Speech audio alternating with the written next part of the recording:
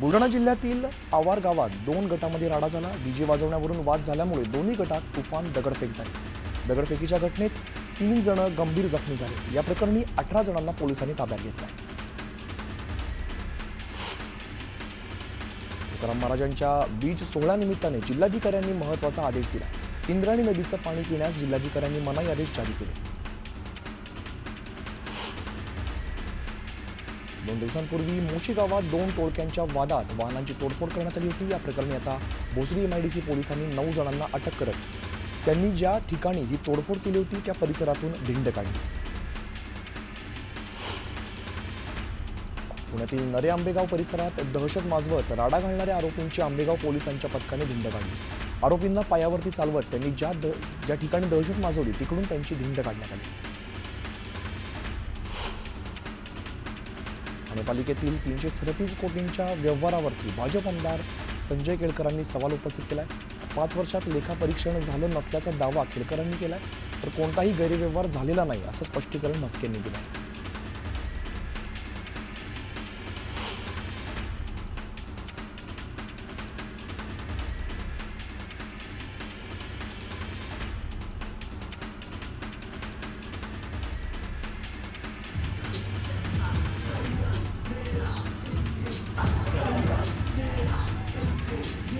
क्रमात राडा झाला। पुण्यातल्या खराडी परिसरात हनी सिंगच्या लाईव्ह कॉन्सर्टसाठी मोठी गर्दी झाली होती।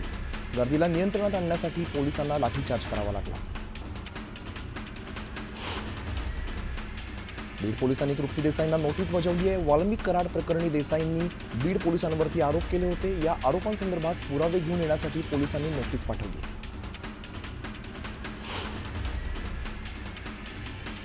पुण्यात 2 वर्षांपासून फरार असलेल्या आरोपीला पुणे पोलिसांनी बेड्या ठोकल्यात। हत्येच्या गुन्ह्यात या आरोपी विरोधात मकोका लावण्यात आला होता। आरोपीवरती पुण्यात विविध गुन्हे दाखल आहेत।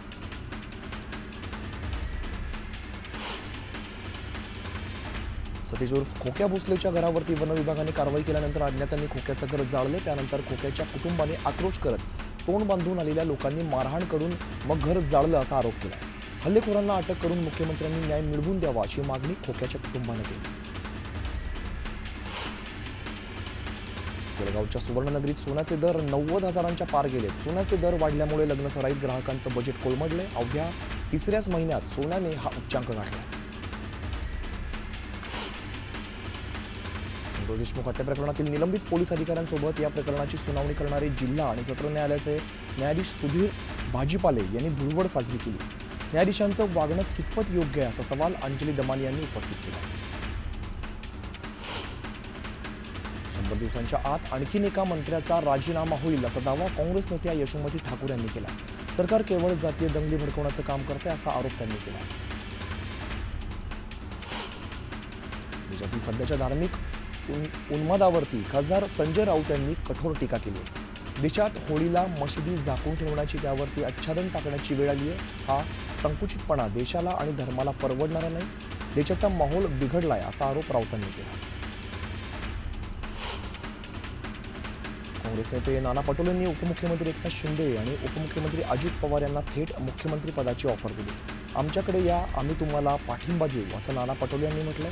तर महायुतीत शिंदे अजितदादांची स्थिती वाईट आहे। भाजप त्यांना जगू देणार नाही असा टोला सुद्धा लगावला आहे।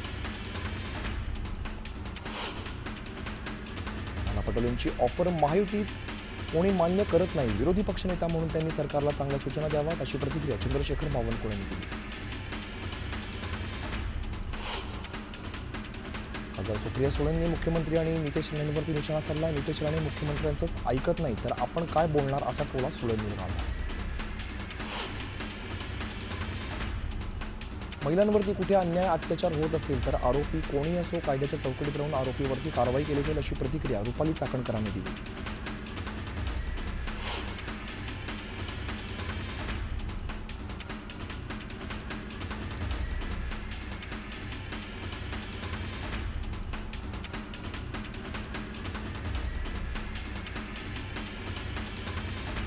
सोलापूरच्या मोहोळ तालुक्यातील भोयरे गावात दगडफेक करून धुळवड साजरी करण्यात आली। 2 गटात ही दगडफेक केली जाते। जितके जास्त लोक जखमी होतील त्या वर्षी तितका जास्त पाऊस पडतो अशी गावकऱ्यांची धारणा आहे।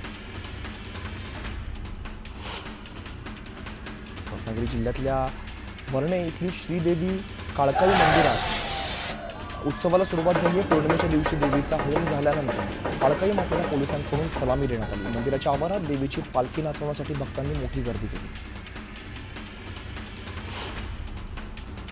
जळगाव जिल्हा पोलीस दलाच्या वतीने मोठ्या उत्साहात धुलीवंदन साजरं करण्यात आलं. एकमेकांना मिठाई बरोबर नृत्य करत पोलिसांनी जल्लोषात रंगांची उधळण केली. यवतमाळच्या गदाजी बोरीत गोटमार परंपरा जोपासत गावकऱ्यांनी होळी साजरी केली. एकमेकांवरती दगडफेक करत धुळवड साजरी करण्यात आली. 2 गटांपैकी एक गट जोपर्यंत जखमी होत नाही तोपर्यंत दगडफेक सुरूच ठेवली जाते. ही दगडफेक पाहण्यासाठी नागरिकांनी मोठी गर्दी केली.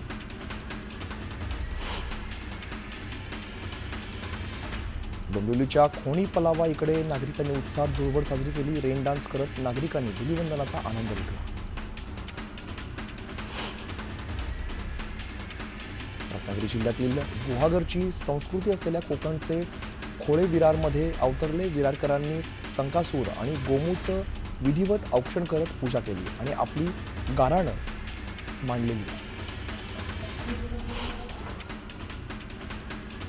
रत्नागिरी जिल्ह्यातल्या शिरगाव बांबूची होळी आणली जाते. ढोल ताशांच्या गजरात वाजत गाजत गावामध्ये शेतात ही होळी आणली जाते. या होळीमध्ये शेकडो नारळ टाकले जातात आणि पेटत्या होळीतून हे नारळ बाहेर काढण्यासाठी अनोखी प्रथा आज सुद्धा राबवली जाते.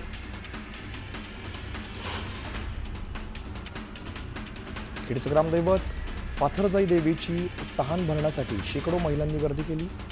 हुताशनी पौर्णिमे दिवशी देवीचा होम लागल्यानंतर पालखीचं दर्शन घेत देवीची खणा नारळानं ओटी भरली जाते.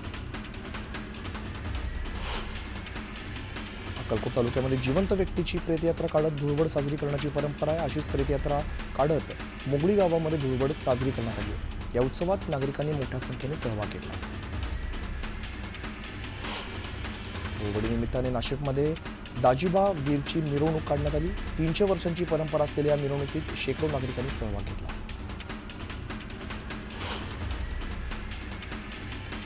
हिंगोलीत बंजारा समाज बांधवांनी पारंपरिक पद्धतीने धुळवड साजरी केली. ब्राह्मणवाडा तांड्यातील महिलांनी लेंगी गीत गात नृत्य केलं.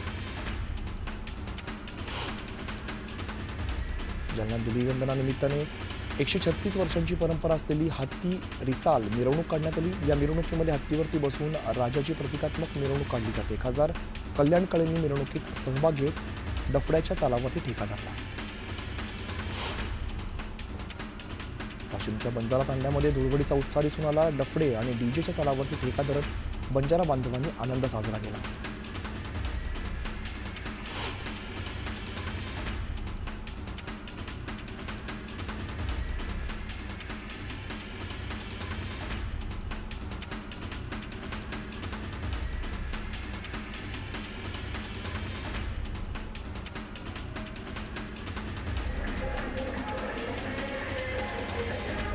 जळगावच्या चोपडामध्ये द्वारकाधीश मंदिरात मोठ्या उत्साहात धुळवड साजरी करण्यात आली. नागरिकांनी फुगडी खेळत धुलीवंदनाचा आनंद लुटला.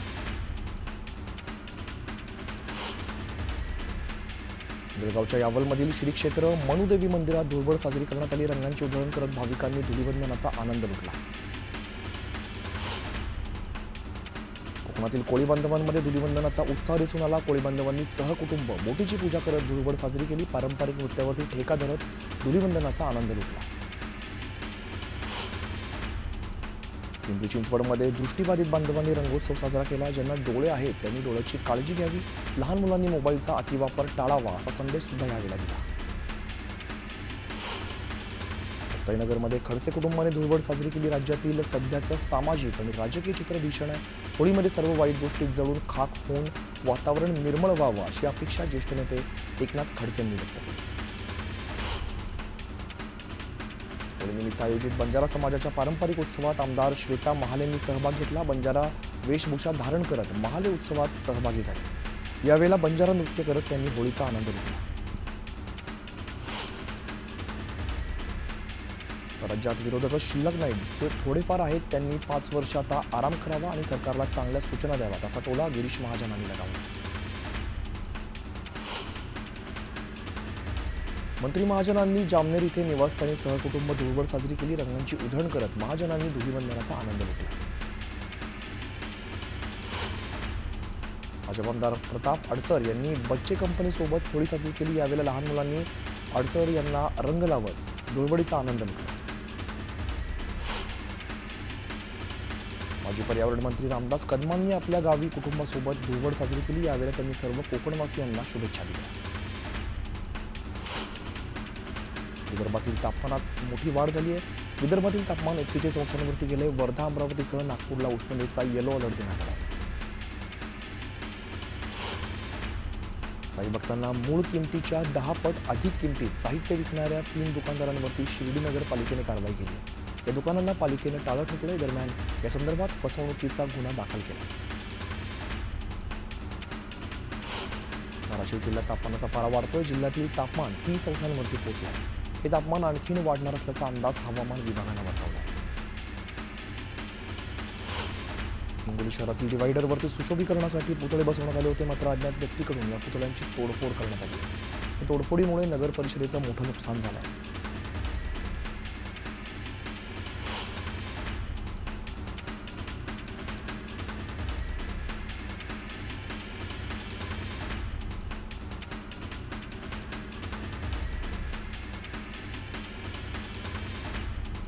राज्यातील शिक्षण सेवक पद रद्द करण्याची मागणी शिक्षक सेवक कर्मचाऱ्यांनी केली आहे. सरकार शिक्षकांची आर्थिक पिळवणूक करत असल्याचा आरोप कर्मचाऱ्यांनी केला. अनेक वर्षांपासून प्रलंबित असलेल्या अकलूज ते निमगाव रस्त्याच्या कामासाठी स्वाभिमानी शेतकरी संघटना आक्रमक झाली. बांधकाम विभागाच्या कार्यालयात संघटनेकडून ठिय्या आंदोलन करण्यात आलं. अखेर संबंधित रस्त्याचं काम सुरू करण्याचा निर्णय बांधकाम विभागानं घेतला.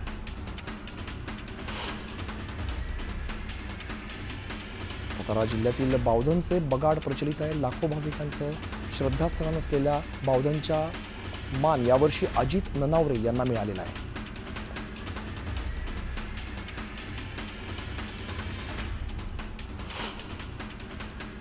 एक छोटासा ब्रेक घेतो.